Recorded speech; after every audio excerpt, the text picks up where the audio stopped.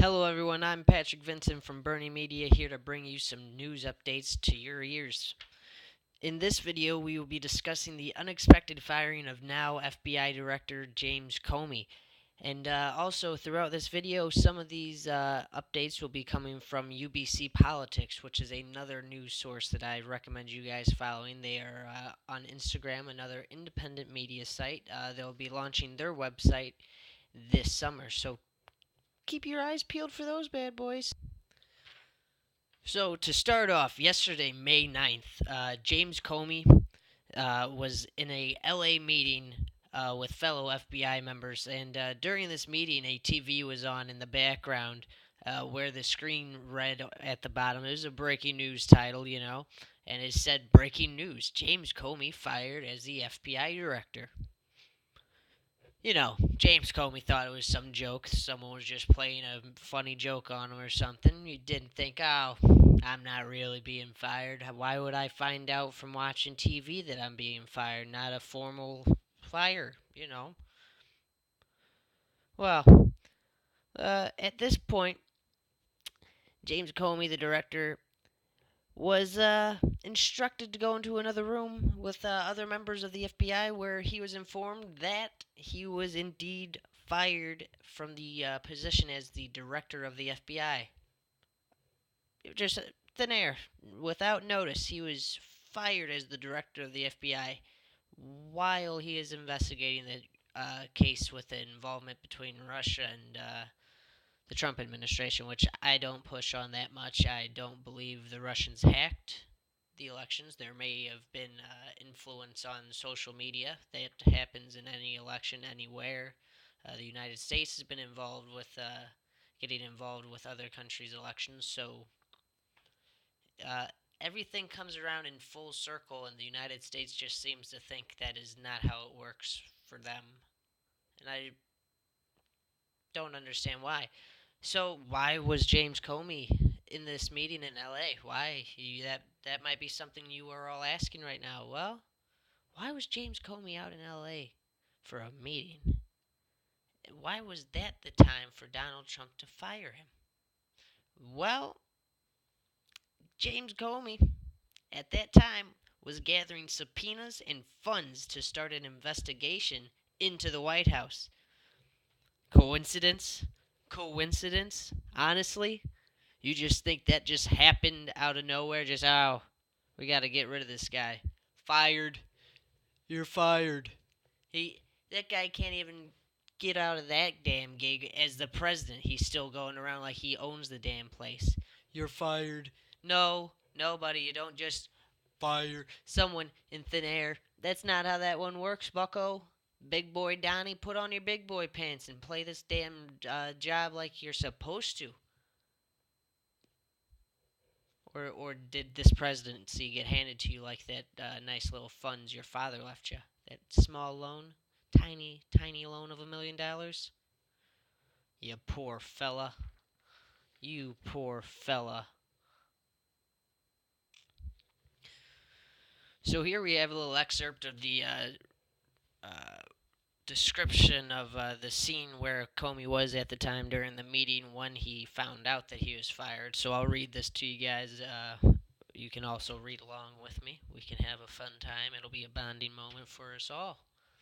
Mr. Comey was addressing a group of FBI employees in Los Angeles when a television in the background flashed the news that he had been fired. In response, Mr. Comey laughed, saying he thought it was a fairly funny prank. Then his staff started scurrying around in the background and told Mr. Comey that he should step into a nearby office.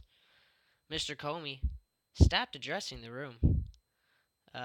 He proceeded to shake hands with the employees he had been speaking to. Then he stepped into an office, into a side office. Sorry there, I skipped lines. Where he confirmed that he had been fired. At that point, he had not heard from the White House. So he didn't hear about his that is grade A act right there, Donald. He didn't. The White House didn't even notify James Comey that he was going to be fired. They just were like, yeah, put it on the news. He'll figure it out. Not me. Not my family that I gotta worry about. He'll see it on the news and be like, oh, look at that. I'm fired. If I was James Comey right now, and if I was in his position, I would be sitting there waiting for Ashton Kutcher to come out and be like, you've been punked. Because, in all honesty, it feels like we are living in some awful reality TV show. Just some bizarre offset world. Every day you just wake up and you're like, what the hell is today going to throw at you? Like, don't get me wrong, that's how it's always been. But now it's just like, politically, what the fuck are they going to throw at us today? What shitball is going in our creek? It just blows my mind, this guy. I the the fact that the Clinton administration, the Clintons, sorry, Clinton campaign, administration, when they like it. Uh, the Clinton administration lost to these guys is just mind-boggling. That's just, and now she's coming back out of the woods saying she's leading the resistance. Okay, well, you know what I'm leading and I'm pushing over here? I'm pushing the Dem exit because when we see people like you involved in funding the resistance, we remember damn well that that party has no justice, no help, and no need to be the people's party. They are the corporations' parties. This bitch ran and hid in the woods right after the elections. Where was Bernie Sanders? He was out there fighting for healthcare, fighting for women's rights, fighting for climate against climate change, all of that. And meanwhile, where was Hillary? Tweeting. She just had tweets. She never got out there and got involved because that is why she lost. She didn't have the oomph. She didn't have the push. She didn't have the motivation to go out and campaign in the places that really mattered. And that is why she lost. Not because of the third parties, not because of the burnouts. Give me a break on all of that. Hillary Clinton lost because she didn't campaign in the places needed. So, that aside, let's go over some updates over the James Comey story from UBC Politics here. I've got three updates that we'll go through, and then I've got another section we'll talk about how Donnie was praising James Comey during his campaigning. So, we'll go over that too.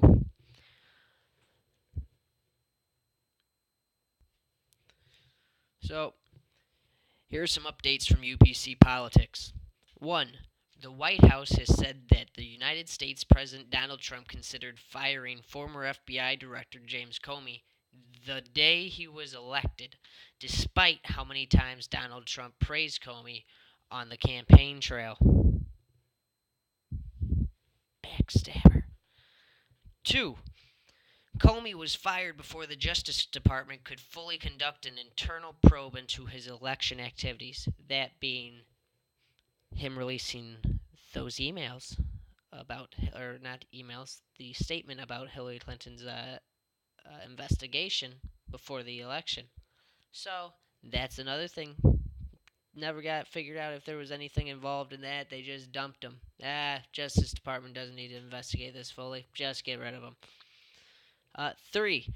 The White House says no special prosecutor is necessary for the alleged Russia ties scandal.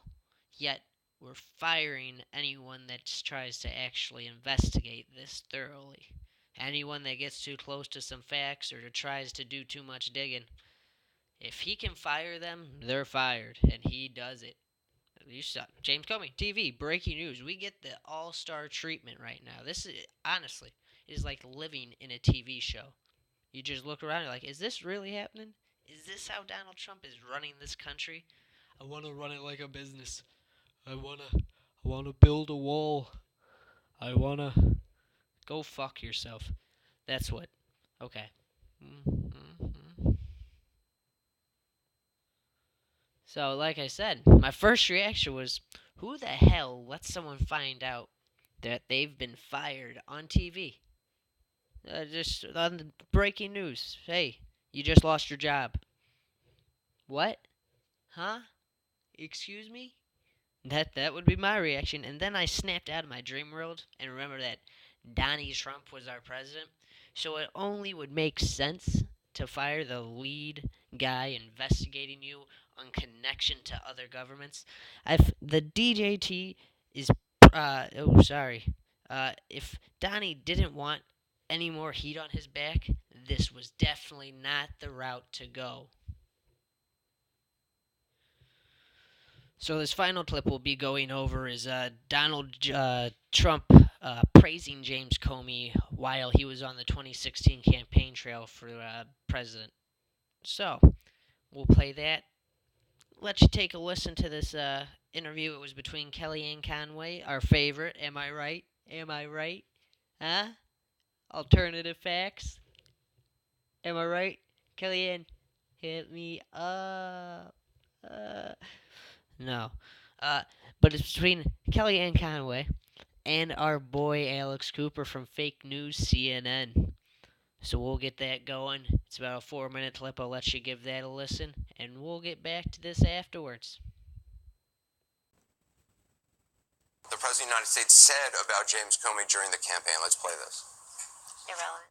And I have to give the FBI credit. That was so bad what happened originally, and it took guts for Director Comey to make the move that he made in light of the kind of opposition he had where they're trying to protect her from criminal prosecution. I respect the fact that Director Comey was able to come back after what he did. I respect that very much. Good job by the FBI. I have respect that the FBI has given it a second chance. As you know, the FBI, and I give them a lot of credit because they're fighting forces that they're not supposed to be fighting. I really disagreed with him. I was not his fan, but I'll tell you what he did, he brought back his reputation. He brought it back. He's got to hang tough because there's a lot of people want him to do the wrong thing. What he did was the right thing. So now your White House is saying that what he did was wrong, but previously, as a candidate, Donald Trump was saying it was the right thing. You're conflating two things that don't belong together. Thanks for the trip down memory lane. I was on your show often last fall saying we were going to win Michigan and how we were going to do it. So that was fun. But here's what happened today. Today, not in a campaign, in the White House, the President of the United States So took that person decisive doesn't exist action. anymore. Candidate Donald Trump, that's a fictional character we no longer are allowed to refer to. We can now only refer to the Donald Trump who exists today. Anderson, I'll ignore how unkind that is, and all I'll say is, as President of the United States, he needs confidence in his FBI director, and he doesn't have it. And the Attorney General and the Deputy Attorney General didn't have it. Well, read this letter. Read these letters. It's a confluence of events. What Mr. Rosenstein says is so important. He says, quote, the FBI's reputation and credibility have suffered substantial damage. Quote, I cannot defend the director's handling of the conclusion of the investigation of Secretary Clinton's emails. Quote, the FBI director is never empowered to supplant federal prosecutors and assume command of the Justice Department. Quote, we do not hold press conferences to release derogatory information about the subject of a declined criminal investigation. He also says that the dismissal of an FBI director, the firing of FBI director, should not be done lightly, and that he doesn't take this, he's not doing this lightly, but he still thinks that we need to regain, quote, public and congressional trust if we have a director who, quote, understands the gravity of the mistakes and pledges and never to repeat them. I mean, that is what's happened. This has nothing to do with the campaign from 6 months ago. This has everything to do with the performance of the FBI director since the president has been in the White House. He took decisive action. He's not a subject of an investigation, and we appreciate the time and the platform tonight. And just finally, Jeff Sessions, who has recused himself for anything to do with Russia, why was he involved in this decision? Why somebody who's recused himself having anything to do with the Russia investigation involved in the decision to fire the guy who's heading the Russia investigation? Does that look odd to you? The FBI director reports to the Deputy Attorney General. The Deputy Attorney General reports to the Attorney General. The Attorney General reports to the President of the United States. This had nothing to do with Russia, as much as somebody must be getting $50 every time the word is said, I'm convinced, on TV. It has nothing to do with Russia. It has everything to do with whether the current FBI director has the president's confidence and can faithfully and capably execute his duties. The Deputy Attorney General decided that was not the case. He wrote a very long memorandum about it. He presented that to the Attorney General. The Attorney General presented it to the President. The President took their recommendations, as he says in his brief, very powerful letter today. He took their recommendations and he agreed that the only way to restore confidence and trust, public trust and confidence in its vital law enforcement mission, that of the FBI, was to have a new director. Kelly and Cohen, appreciate your time tonight as always. Thank you, Anderson.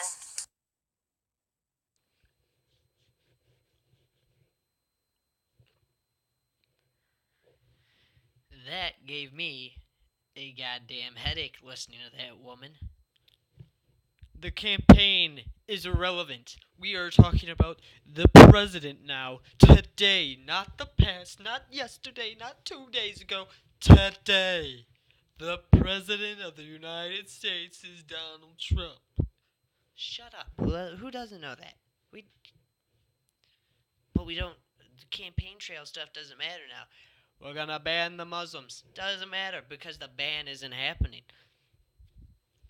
Donald Trump praised Comey multiple times on the campaign trail.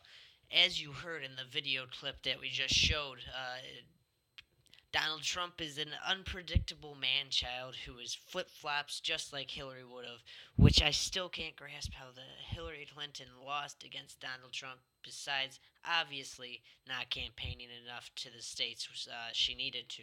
I mean, that was very clear, and she sucked at that. She was very lazy. She thought she had this in the bag, even though her and the DNC wanted to prop somebody up to be the Pied Piper candidate.